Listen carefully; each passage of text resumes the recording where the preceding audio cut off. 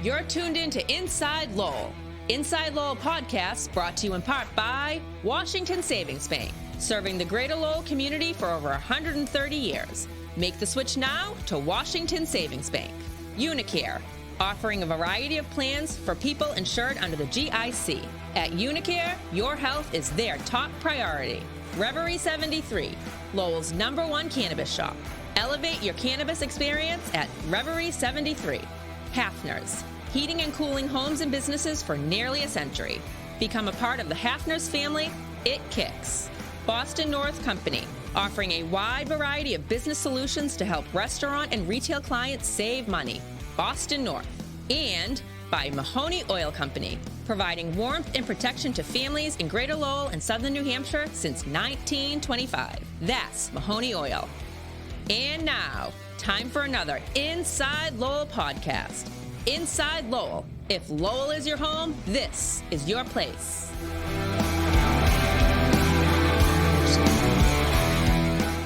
Buongiorno. Welcome to the Grapefully Yours Wine Podcast. I'm Jim Campanini, co-host of the show with the wine butler, Mike Pigeon. Good morning. We're coming to you from the beautiful downtown headquarters of InsideLowell.com. We have our producer, Teddy Panos, in the corner. Teddy, how you doing today? Doing well, gentlemen. Beautiful. How was your weekend? Very good, very good. Stayed in and watched another dependable Patriots showing. So everything as usual. Yeah, boy, that rain was really coming down hard, but it's just that futility level is every week it reaches a higher point. Mm-hmm, you know, a pro team not able to score a point. That's amazing. On last week's show, I said to you, let's see, they have a different way of losing every week. This year was a shutout. It was no points. Yeah. Against the worst defense in the NFL, no points. I think that team should start drinking some wine. Yes, before the games. And I think that's what they're doing already. Yeah, but. Well, we'll see. I don't know if they're going to win another game this year, but but I'm sticking with them, you know. So anyway, one thing we must tell you, we're getting closer to Christmas now. Next week's show is going to have the fabulous Daisy Zouzis on.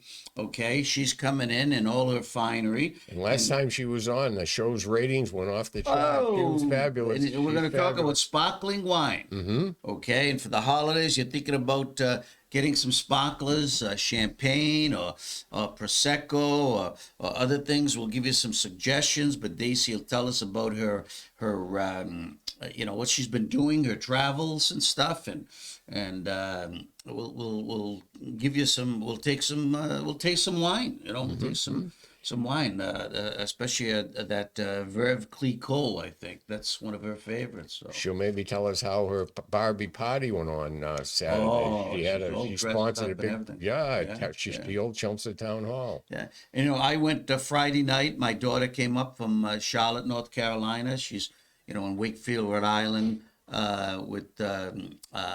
For Thanksgiving, she was up here. She bought a house in Rhode Island too. I don't know how she does it, but anyway, we went to a couple of parties, fundraisers, the Sun Santa Fund, Steve Panagiatakis, and then we went to Devo was at the auditorium, so we went to the concert. It was fantastic. So, and they sang, it was a holiday program, so they sang the Christmas songs. Very, very nice. Nice to see the lively spirit in downtown Lowell and stuff. It was a good crowd and everything, so we're happy. But today we're going to talk about the Wine Spectator annually comes out with their top 100 wine list. Okay. And we're going to talk about some of the wines that we've tasted that are on this list, and maybe some wines that aren't on this list that maybe should be. Now, this is an objective thing, and I'm not criticizing the many talented reviewers at Wine Spectator, because these people work hard. They must taste during the course of the year. Thousands. Well, I think they said 8,000 to 10,000 different bottles of wine and stuff like that. But they do have some standouts. And why don't you tell us a little? You did some review work about how they do the list. So why don't you give us a little background on the list first? Yeah, I've seen ratings before, and it's an arbitrary thing. You know, people all have their tastes and whims, but the Wine Spectator says they judge them on quality, which you would expect by the point score that they give them during the tasting, and then in the value they judge that. What are you getting for your dollar? How much you can get a low price wine, but if the points are good, that puts it in the forefront. And then the availability. You might say, wow, that's a great wine that fits my pocketbook. But if they only import 500 cases into the country, try to find one. And if you do, the price is going to maybe be jacked up because it made it onto the 100. Someone might jack it up. And what I couldn't understand is they explained it, and it's judged on the relevance and backstory of the wine.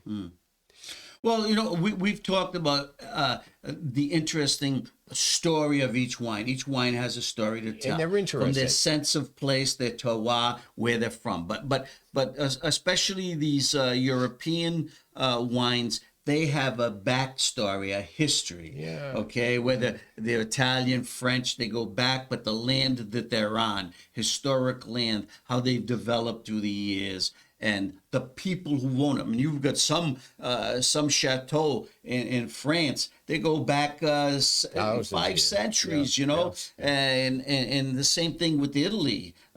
So you know they've maintained that tradition, relationship, and how it's evolved through the years. Now, but you also saw on this list. You just brought, before we went on air, you talked about some new wines like that. You talked about like Thorn and Daughters. Wine. Yeah. Pinot Noir. I've never even heard of it. So that must be one. That's a new. Yeah. Yeah, never heard of it. And all of a sudden it's on the top 100. Not to say it shouldn't be there. Not to say it shouldn't be there, but Right. you know. So they're making their own history. Something stuck out about that. And if you read the little profile about it, what is it? My big thing with the Wine Spectator's 100, and even the Wine Enthusiast magazine does it, and is you look through the list, the past winners, the pot 10, you know, past 10. If you can get this magazine, it's the January edition. It's on the magazine racks now. So you look from year to year, and you say to yourself, well, how can the number one from the year before, like a Camus or a Tignanello, you know, it's in the top 100 for me. How can it all of a sudden fall out of the top 100? I ask myself that, and I think what it is even though this is a top 100, they could come out with a very legitimate, different 100, probably 5 times, and they still be good. So they drop them off and give another good wine. Not to say that it still isn't like Camus up there all the time, but they freshen the pot. So the thing I do like about these lists, and especially Wine Spectator, okay, they review a lot of classic bottles. They put it at the beginning of the magazine. They do a little column, collectibles, and most of those wines. I mean, you could have you know, your Cheval Blanc. It's $1,000 a bottle. You know, 98 points. Those wines, you know, once in a while they get on the list, but the purpose of this list is to give you something that, like you said, you're accessible, and it's also not going to bust your budget, okay? Because there's a wine on here which probably you've all had, Joel Gott Sauvignon Blanc, $12. Okay, I think it was number 31 on this. They made probably 40,000 cases. Yeah, so it's very accessible. So they try to be, they try to do a nice range, but from $12 could be to $200, $300. But most of the wines are less than $100 on this list, and you can have some fun with it, going through it, and even see, you know, next time you go into your favorite store, you can just look. And you don't have to buy it, but see if they carry it or whatever. But it's fun to know. Pick out some wines, and it's fun. I made a list of the wines that I've tasted through the years that are on this list. 1, 2, 3, 4, 5, 6, 7, 8, 9, 10, 11, 12, 13, 14 wines that are on this list that we tasted. And just 3 weeks ago, before Thanksgiving, we suggested Joseph Drouin Pinot Noir. We did the French version, and we mentioned the Oregon operations, which are really good. Well, Joseph Drouin's Dundee Hills Lorraine Pinot Noir is on this list, and they're in the top 10. Okay, and what did they say? I think it wasn't that expensive either. It's listed at $75. I've seen it for $65 go on sale and stuff like that. It's rated 95 points. It's number 16. So there are some very very good value-oriented wines. And I think the most expensive wine that made it on their list, is the two of the last three. There's one $225, and the other one $205. Marisol. Yeah, Marisol Cabernet Sauvignon from Rutherford, California. That's number 100. But most of them are. And that's only maybe one of the reasons it's so expensive. They only made 140 cases. Yes. 140 cases. That's why it's so high. Yeah. If they made 10,000 cases, they could sell it for less and still. But that's high. That's high. But most of the wines are in the $20 to $50 range. You'd really be impressed when you look at the list. And once again, it's not just points, because if it was the points that they give them, all the ones that they've done through the years, through the course of the year, that 97, 96 points would be on this list. No, like Mike suggested, you got a wine here, 91 points that's on the list. It costs $24. Okay, it's from the Chile, Uco Valley. It's a white wine, Dominio del Plata. Okay, so it's a 2022, very fresh. So there's a nice list there. And I posed that question to you a lot in the past. Why should I buy a 93-point wine for $300 when I can get the same? Let's say it's a Cabernet, when I can get one 92 points for $80. You know, make those decisions. Now, one thing I will agree with, and I'm not saying this is it deserves to be a number one wine. I'm not saying this is the best wine I've tasted all year, or like Mike said, it's arbitrary, selective, but they do have a criteria and they pick it. Their number one wine was Aggiano. It's a Brunello di Montalcino from Tuscany. Now, this is for my cellar. This was a classic vintage, the 2015. They selected the Aggiano 2018 as their wine of the year. There's the bottle, same label. It's right, the 18. Mine is the 2015, and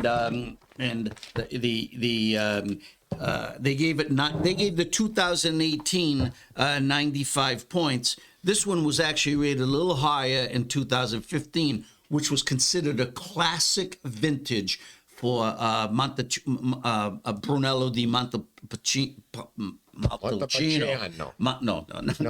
Brunello di Montalcino from Tuscany. Okay, and when they say it's classic, that means the scores are from 95 points and up. Okay, you can't get a bad bottle. Yeah. So the Aggiano, it has a history. Great land. The Sani family that owns the vineyards. It's not very, very big. Okay, they've put in about $10 million in investments in the last decade to revive the land and everything else. But this bottle retails for $90 a bottle. Okay, 95 points, and there's 9,400 cases produced annually, of which 3,500 got into and are imported, okay, into America. Now, Vino Italiano sells Aggiano. Okay, they're in Waltham. That's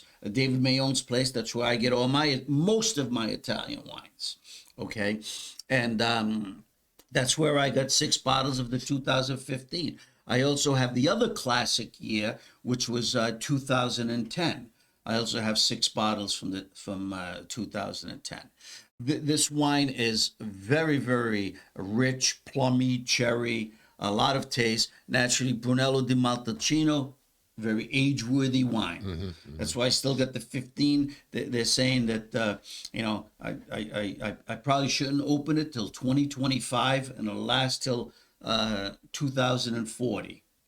Still being its peak. The same with this 18. You can get it. You can drink it now. It's very, very plush and good. But it's probably going to hit its peak, probably 3 years from now, probably. well, it'll start. Yeah. And then probably 2028, 10 years, at the 10-year mark, it'll go on. But You going to be here for that then to sample it? oh, I hope so. I hope so. But once again, the wine is, for a number one wine under $100, and there's another wine that when it goes on sale, they have the 15% off, mix and match at New Hampshire liquor stores and other things. So you mix and match and you get a couple of bottles and you put them away and stuff. But it's worth trying. You want to try a number one wine, just like people say, oh, what's Caymus? I mean, Caymus is a very accessible wine for being number one Cabernet Sauvignon, right? I mean, you can get it for $75 to $100. Okay, so what else did you see on this list that you like? So anything? Well, yeah, I've always liked a shotgun off the pop, and Yeah. I always like that. And they had the D 2019 93 points for $37 a bottle. Now I get out to the Wine Connection. They have the kibosh. You mean the Dei Montepulciano, Vino di Montepulciano? Yeah. Yeah. We tasted that in Boston at a wine tasting. Really good. $37. Yeah. That's a Sangiovese based wine. Yeah. Yep, that's on the. It's Dei. D-E-I. Dei is pronounced Dei. Yes. So for the same price, maybe I'll try that once instead of the kibosh that I like, if I'm pronouncing that right. Yeah. And but they get little insights. Things I go through it a few times and say I can afford that, and it's what I like, and I might try it. Yeah. So let's just say with the top 10. Okay. So Aggiano, I get that checked off because I've had the Aggiano. Number 2 was Occidental Pinot Noir from the Sonoma Coast, California, $65. Chateau Lynch Barget. That's from Pauliac, $220. That's it's a Bordeaux blend, 96 points, $137. Rhone Pinot Noir. That's interesting. 2 of the top 4 were Pinot Noirs. Okay, and that's also from California, Sonoma Coast, $70. And how many points did they give that? 95. 95. Wow, that's way up there. Then I just bought Mastro Berardino. I just bought the Lacrima Christi for $27 down at Vino Italiano. But they cut the number 5 spot for the Torrasi, okay, which comes from Campania. It's a Reserva, and that's $73, 95 points. Dunn Cabernet Sauvignon from Howell Mountain, California, one of the best wines. It's a great winery, $175 a bottle. That was number 6. Now here's the one that's interesting. Antinori Chianti Classico Marchesi Antinori Reserva 2020. They're listed here at $50. It's on sale now in the Hampshire liquor stores, $46 a bottle. They gave it 95 points. We've had it before. Yep. It's absolutely gorgeous. And 95 points. That's affordable as a special wine. Yeah, number 7. Yeah. Now, here, the number 10 spot, you've seen this bottle, Grey Wacky. It's from New Zealand Marlborough. It's a Sauvignon Blanc. $23. I've seen it, $20 or less, 95 points. So there are some really interesting wines on this list. Another one we talked about, the Druin, that we talked about that a couple of weeks ago. Joel Gott, $12. That's number 31. Okay. Then you get your Dei Vino Nobile di Montepulciano, $37. That was the number 34. Now here's a favorite of mine, Barbaresco. Mine too. I get the Produtto Barbaresco. That's but, right. yeah. And that was on the list 2 years ago. 2 like years number ago, and 5. it's off because Yeah, now so- another one. But Barbaresco, that's a great wine. Yeah, Giuseppe Cortese Barbaresco, And how much is $40 or less. $40 or less. Vino Italiano carries that. It's the number 39 spot. We're going through the ones that I've tasted or Mike's tasted this past year. The Ratti, Ratti Barbera d'Asti, okay, 2021, $25 a bottle, 91 points, 47, number 47 on their list. I've seen this at the New Hampshire liquor store. You can get that up there. Some others on this list that Groth Sauvignon Blanc, Napa Valley, $30 a bottle, 92 points, number 65. We've had that in the house. And some other things here. Oh, Michel Chialo, Cipressi Nisa. That's a Barbera. That's $29. And one of Daisy's favorites and my wife, the wine goddess, Mianetto Prosecco Superiore. That's only $20 a bottle, and 90 points, number 51. So the list is very, very interesting. So if someone was unsure about what to buy for wine, this is a good guide to go by if you have, and you can make a quick trip to the New Hampshire liquor store or Sam's, and you can have an idea of what you want. And it's filled with both reds and whites, Cabernets. I got the list here, the breakdown from the different countries that are. And Market Basket is carrying a lot of these wines here too that you've mentioned. Yes, Not a lot, but a few of them. And so the variety, the diversity, okay? Five of the bottles were from Argentina, one from Australia, Austria one. Yeah, I didn't see too many Rieslings on this list, which was, I was kind of surprised. California had 21, okay, including 5 Cabernet Sauvignons, 4 Chardonnay, 5 Pinot Noir, 2 Sauvignon Blanc, Zinfandel 1, and 4 others. Chile had 4, France 18, okay, Italy 24, Germany, Greece were also on the list, New Zealand, Oregon, Portugal, South Africa, Spain, Uruguay had 1, the Gazan, which I've tasted at a tasting for, and Washington State had 2. I think Washington State is under-recognized. You know, they have DeLille, which I visited their winery years ago. Very good wines. So yeah, pick up a copy of this. It's great reading. It is. They got little profiles on each winery. You know, the bottle they picked and why they picked, and you can read about it and stuff. And very, very interesting. Some of these places are destination spots. If you ever take a trip, you might want to check out some of them. But it'd be worth to. Hey, might even be a Christmas present. You could tell someone. And on the next page, bottle. this is exactly what you were talking about. Yeah. The top 10 wines, starting with 2000 and way over here, 2013. And you can see, like Jim said, some are left off the list completely. Doesn't mean that the quality still isn't the same. It's just that they go with new wines. They give them a shot. So I've got I got a compendium here, and we're not going to go into it. I keep a log book. You've heard me talk about that. Every wine that I've tasted during the course of the year, it just keeps getting bigger and bigger. And you say, what would be my favorite wine of the year? Tignanello didn't make the list this year, which is, one of the best wines of the world. Sassicaia They had that time in the sun. Let somebody, it's like a rookie coming up. Yeah. We know the veterans. We know the veterans are proven. Let's go with a rookie. And that's what they're doing. They're exposing us to new wines on the market that are really good. Yeah. So I opened this up yesterday. We had grilled. I did the grilled lamb. The bone in on the grill last night in the rain. Ooh. And I took out something special. This is the 2016 Cote Nicault. Jill Nicault is the winemaker and director of operations at the Long Shadow Vintners in Walla Walla, Washington. This wine comes from the Red Mountain, which is one of the top vineyard sites in all of Washington State. Beautiful terroir, soils, volcanic and ground and everything. So I bought this several years ago. He only makes this wine in classic years. So I think it's made 3 or 4 times since 2016. If he doesn't think the fruit is good enough, he will not make it.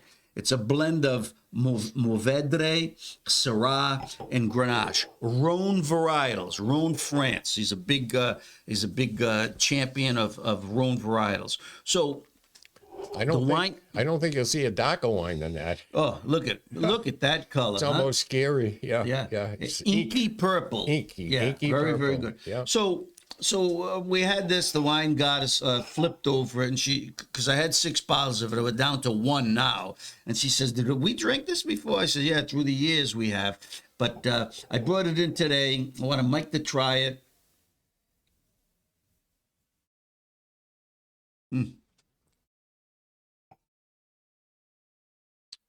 Could that be a number 1? Delicious.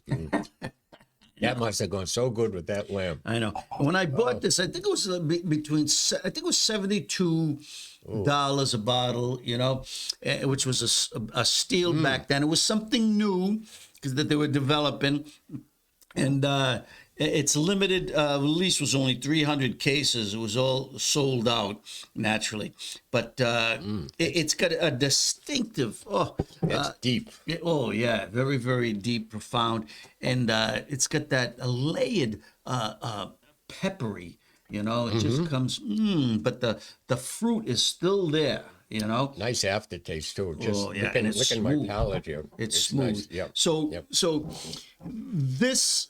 Now, once again, 300 cases. Unless you're a member of the club, the winery club, which I am, you're never going to get a bottle of this. Unless someone gives it to you, who lives out there in Washington State. So, like Mike said earlier, this list is subjective.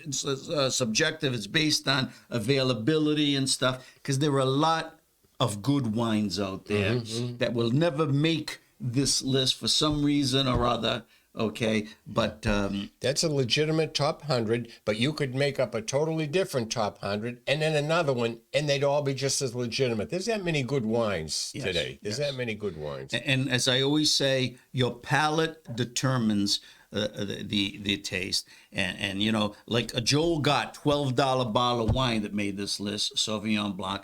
You've probably tasted some great wines that you like for $12, $15. What I say to you, stick with it.